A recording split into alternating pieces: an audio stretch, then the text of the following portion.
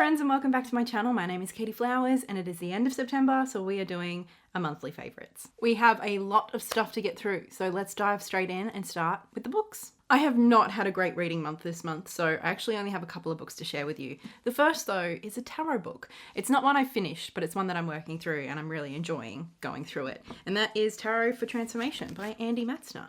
This is a huge book. It is massive. Matzner is the author of the tarot book that I spoke about in last month's favourites, the tarot activity book.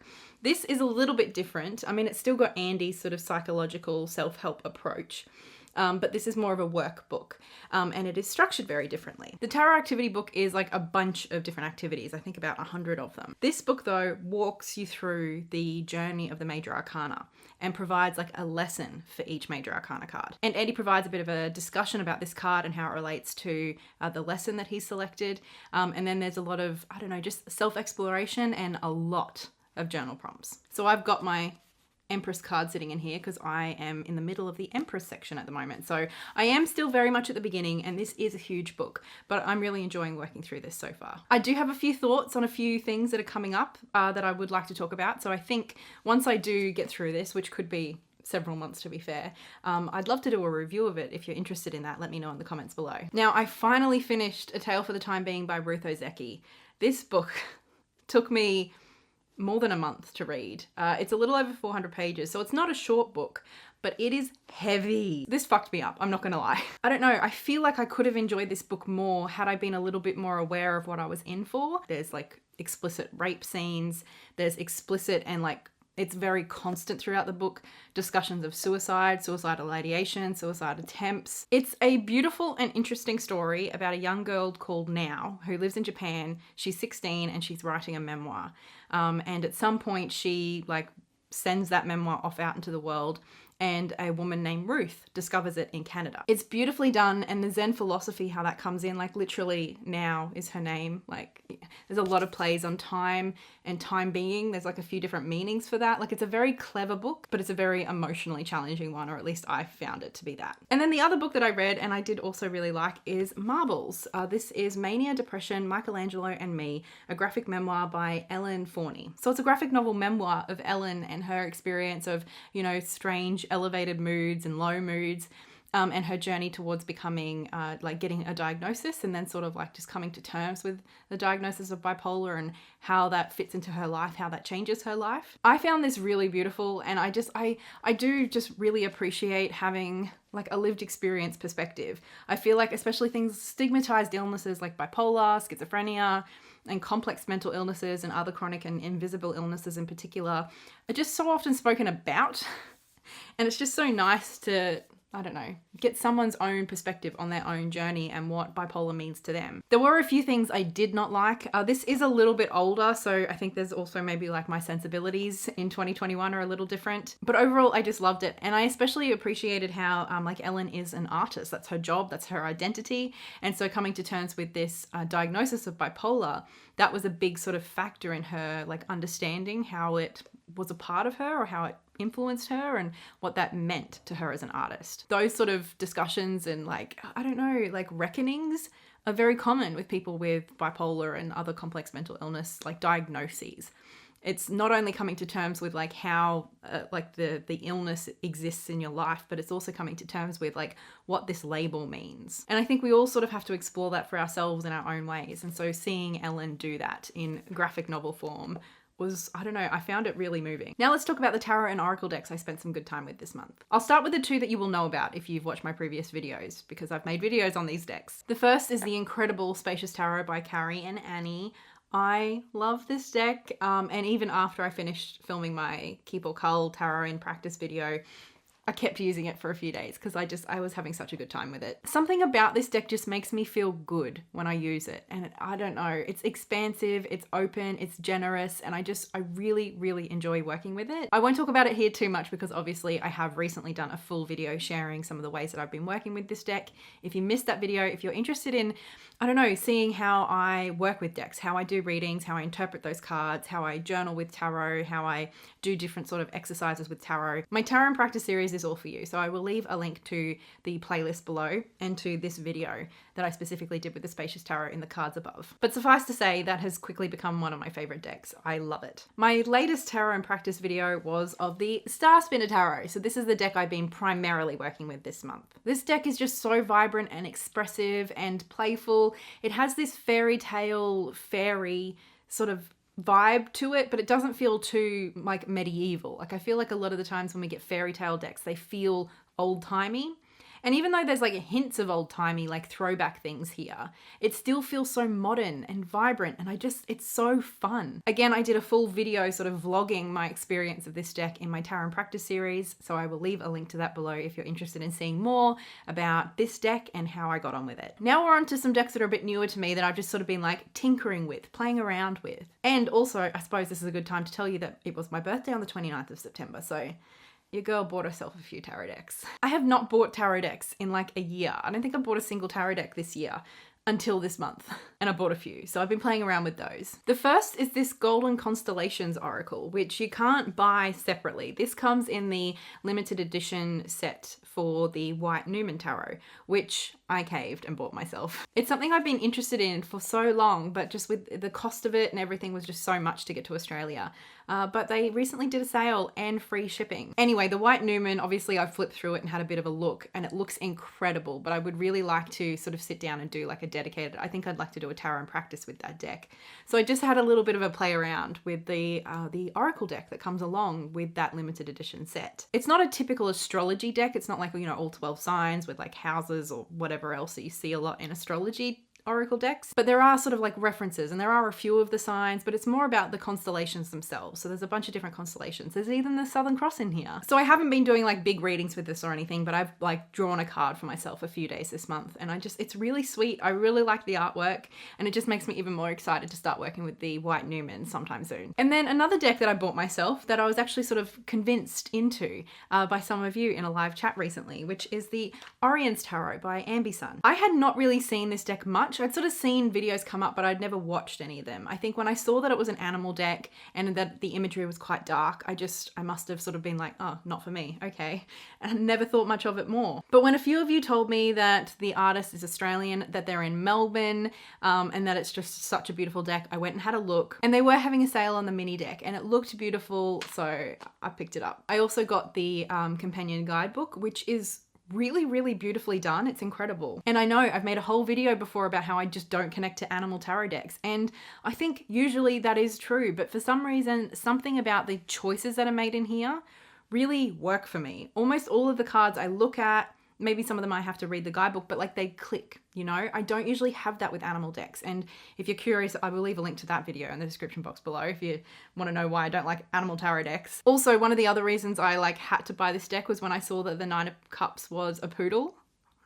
It looks like Henry, it looks like my baby Henry. So that was definitely a big selling point. I'm really enjoying this deck, and actually, I don't want to talk too loud so he hears, but Blair likes this deck. He's not into tarot, but like if I'm sitting sort of, because I just keep looking at this deck, and every time he comes over and sees me looking at it, he's like, oh, can I pull a card?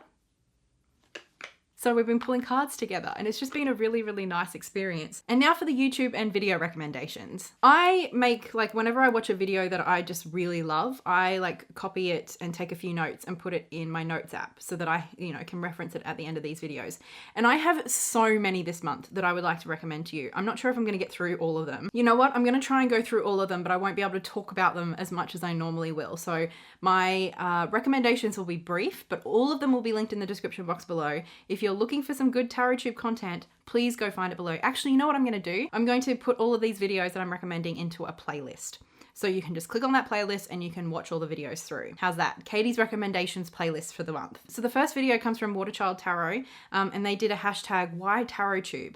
And I really liked this video. I did watch it at the beginning of the month, so if I'm misremembering some details, I apologize. But from what I remember, they sort of went through like different questions about, like, you know, what their purpose is on TarotTube and why they're here, what they want from this space. And they connected that with tarot cards, which I think is just such a wonderful way to present a tag in the tarot community. And then Anna from Astrolady Tarot did a Are You Pregnant Tarot Confessions video. And this video was all about the idea of yes-no readings and whether they're possible, whether they're ethical, just exploring that concept. And they spoke about just like their thoughts and feelings about predictive tarot readings, especially very specific tangible ones with like specific tangible outcomes. And also spoke a little bit about like querent expectations when they come to a reading. Then Julie from Peekaboo Rose did an incredible video on the concept of soul decks. In this video, Julie explored the idea of what a soul deck is, and she explored like different like definitions of the soul deck that she'd seen different people use, you know, throughout her time on TarotTube. And then she picked different decks from her collection that might fit those different definitions. Like what would be her soul deck according to these other definitions versus what she considers her soul deck. And she also spoke about the hunt for a soul deck that we sometimes see people falling into. And I have done a video on that topic too. So I'll also leave that below for you. So many videos. Then Lisa from Mindful Tarot put out such a good video. It was called Living Now and the Three of Wands. And it was all about compassion and our compulsion to participate in the world. But she also spoke about how our mentality is often so like future focused and future oriented, and how the current system that we live under, capitalism, sort of leads us to try and monetize every element of our lives in order to achieve future rewards. But ultimately, the lesson from Lisa for this video and through the Three of Wands is about, you know, the idea that no matter how much we plan, no matter how much we achieve, no matter how well we do for all this future stuff, we only live once. And then there was this beautiful vlog. It was the Spring Tarot and Walking vlog by Saturnarium. In this, they just took us around this beautiful location and explored different decks that they like to work with this time of year. And it's spring in the Southern Hemisphere. So partly I just enjoyed that video for seeing like, you know, someone else in the Southern Hemisphere popping up in my feed, but also it was so beautifully done. It was just one of those videos that it's just delightful to watch, and it makes you want to step into that time and place with the person. Then Auntie K Tarot Insights did a video response to my unpopular opinions video, and I know Ethany did too, which was great. Thank you, Ethany. But I really liked Auntie K's, and I'm sure most of you already subscribed to Ethany, so I wanted to suggest Auntie K's video. Basically, they sort of went through the unpopular opinions from you that I responded to in my unpopular opinions video, and gave their own thoughts on those topics. And in particular, the discussions around like consumerism under capitalism, as well as like some of the colonial racist implications and like undertones or like elements within some of the discussions. I really appreciated Auntie K's insights on those. And it definitely, I mean, obviously I've already provided my opinions at that time on those topics,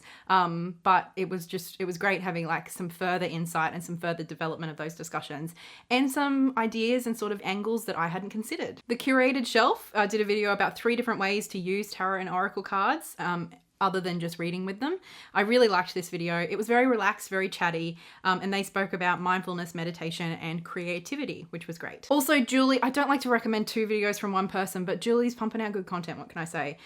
Julie from Peekaboo Rose also did a follow-up to my What Your Favorite Tarot Deck Says About You. I am planning a round 2, but Julie's got you covered for the time being. So if I didn't include your favorite tarot deck in my roast and you want to get roasted, head over to Julie's video. She's got you covered. And then just yesterday, actually, from when I'm filming this, Shamanic Arawak Priestess uploaded a video called Spirit Chat, Health Readings and Ableism in Spirituality. This video, in it, she talks about things like spiritual healings and medicine and how those 2 different realms, so often we think of them as so separate.